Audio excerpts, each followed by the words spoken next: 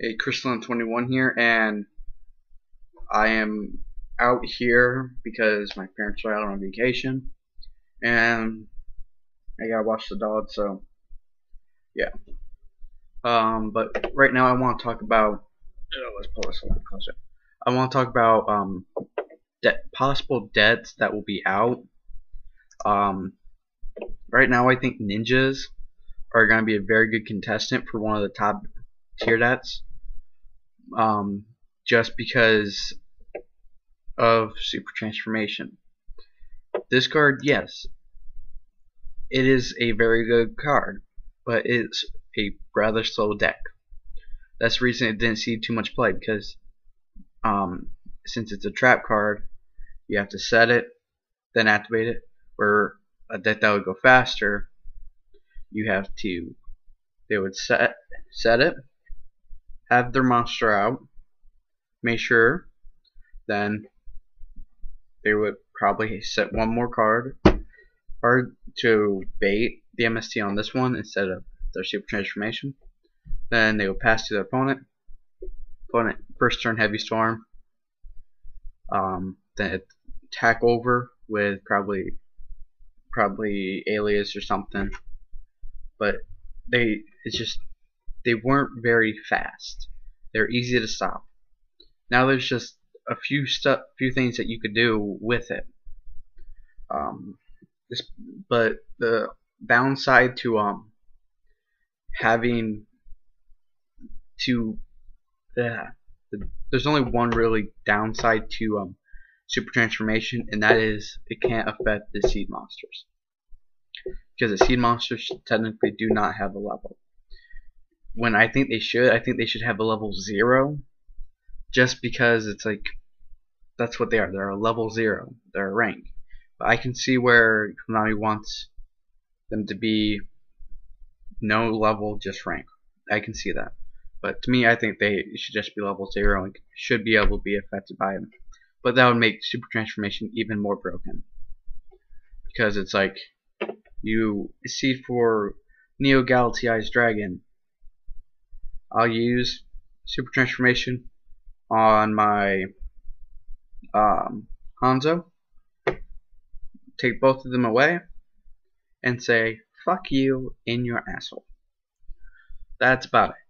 I mean, it'll just be overpowered, and I can see why Konami has it set up to where they are rank and not levels, or rank instead of level 0. I can see that. That also means they can't be synchro summoned with, which kind of sucks, because it's like if they were level 0, you could basically make level 2s to seed or synchros a lot easier, because it's like they're level 0. I'll synchro summon my level 2 with this level 0. 2 plus 0 equals 2. But once again, they want to get away from synchros, so they wanted to make sure you couldn't synchro summon with them, and they did. But as of right now, sorry about the rambling. I think the top deck out there right now for NES format will be Dark Worlds. Period. Why? Grapha. The fact that they can spam out Grapha like no one else, or like no other. It's so busted, and it's not really broken, but it's just so stupid and ridiculous that they could get 3 Graphas out, 3,000 beaters, and make sure when it was sent to the grave, the pop-up card, make sure you didn't have a response to it. I just think that is ridiculous. I honestly think the deck will be overpowered in this format. Yes, we have a Fest Village. Yes, we have. Yes, we're getting the next forbidden card, the Forbidden Cloak or something. We have Lance. We have MST to get rid of Gate. We have Heavy Storm to get rid of Gate. But they have Judgment. They have, if they want, they could use Dark Bride, because it really won't matter to them if you draw an extra card. They can use Dark Smog, which is broken as fuck. I mean, honestly, before I thought Dark Small could be only used on your opponents, and then it's like, because I never actually faced anyone that used it. Then someone did use it, so I decided I'll look up the rule, and it's like, that's broken as fuck. There's no reason that should be used. Dark Worlds are going to probably be the top deck in this format, unless there's a deck out there that I am not seeing. Dark Worlds will probably be the top deck. I honestly think Prophecies or Spellbook, you may call them, will be tier 2. It is a good deck. It can get out monsters as fast as it needs to. It has so much searching power. It can thin out the deck like no other. It can put stuff back into the deck like no other. It's a very good art type. Very well balanced. I mean, you can't activate more than one of the spell books more than once, so you activate Spellbook of Power or Strength. I think it's Power. On your monster, you can't activate another one and target another monster. You only get that one monster. Then you could there's just so much stuff to it. Also, they don't need to run Chalice or Land. Well, they may need to run Chalice, but they don't need to run lands because they have their own spellbook for it, which is a very good card, I have to say. Let me look it up real quick.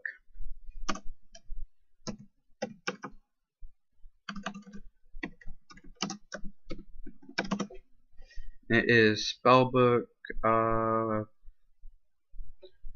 Wisdom, which I think is a rare in the new set. And this card, if you run any spellcasters, this card is good. Why? Because target one face-up spellcaster type monster on the field, activate one of these effects. It's basically a free Chalice or free Lance.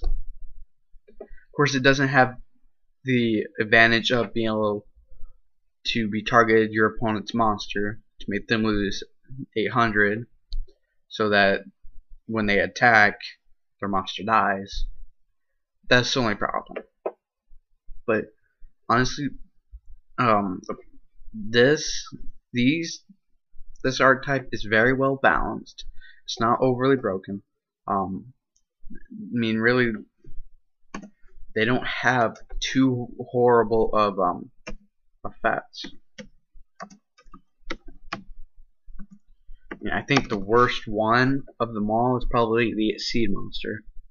Once per turn, you can detach one XYZ tier monster from this card, destroy all spell and tribe cards your opponent controls, up to the number of spell cards in your grave. Basically, clear off the backfield. What's the rank 5? This card gains 300 attack for each XYZ material attached to it. So when it's first summoned, it becomes a 26, so that's okay. Once per turn, you can detach one XYZ material monster from this card, shuffle your deck, then reveal the top 5 cards of your deck, and destroy a number of monsters on the field up to the number of revealed spellbook cards, then return real cards to the top of the deck in any order. Now this card, Empress of Prophecy, is really broken. Well, not really broken, but it's really good. I mean, the fact that they can do that with a level 5, and I'm pretty sure they can get level 5s out pretty dang easily. Even if they can't, I mean, it's just a level 5 spellcast, 2 level 5 spellcasters. Pretty sure they can figure out a way to do it. Oh, this is how they would do it. Strength of Prophecy. Once per turn, shuffle one spellbook card in your graveyard into your deck. Target one face-up spellcaster type monster on your side of the field. Increase its level by 1, and it gains 500 attack. that's how they would make it. Then basically clear the field. And there are like a few of the prophecies that I think there's one prophecy that actually has Spellbook in its name. Yeah. But there's also Prophecy Destroyer. I know I've talked about this archetype before, but this one I didn't talk about because I didn't see it before. If this card is in your grave, you can banish 3 spell cards from your grave to special summon this card from your grave. And it's a level 6, 25 feet. So it's a pretty good card. The cost is a little bit high, I think, but it makes it a little bit balanced. I mean, it's basically 3 for this big monster, so I can go 6. Or if you have I honestly think the spell card that should be used is Star Changer. Increase by 1, decrease by 1. You get to choose if you want to increase it by 1 or 2, or increase it by 1 or decrease it by 1. So you get a lot more control over if you want to go. I mean, it's like once per turn you can discard 1 spellbook card to target 1 spell type monster in your graveyard. Add that target to your hand. They have a lot of recycling and stuff.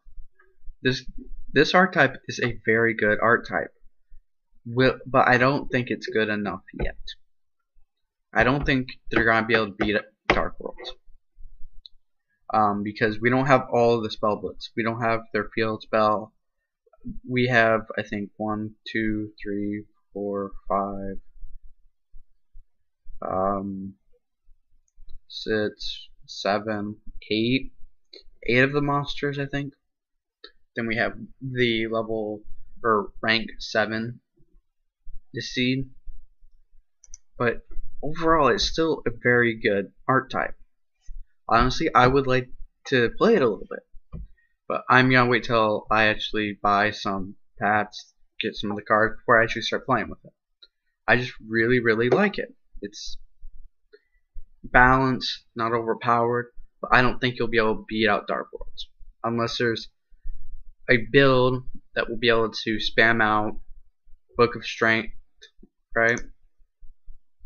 Book of Power. I mean, go Book of Power on High Priestess. Make it a 35 attack over if they don't have Deep Prison or another card.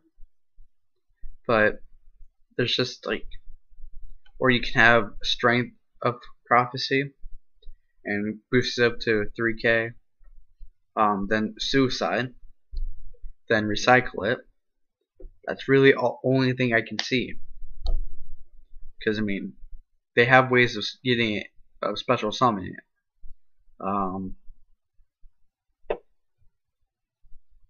You can banish this card on field at 1 level 5 or higher, light or dark spell type monster, and 1 spellbook from your spell card from your deck to your hand. The effect of Justice can only be used once per turn. So right there, you can get so much stuff. There's just so much stuff you can do with this archetype. I mean, I can't really explain all of it, but still, I don't think you'll be able to beat out Dark Worlds. I don't think you'll be fast enough. I may be wrong. I may have to test it a little bit, and then I'll probably change my mind. But I don't think you'll be able to beat out Dark Worlds, and that's just my honest opinion. So this is Crystalline 21. If you're playing Dark Worlds right now, don't, please. You already know how to play it. We all know how to play it. Test some other decks. Make the meta a little bit fun. Because no one really likes to see Dark Worlds spamming everything. Just being honest there. So this is Crystalline 21. Peace.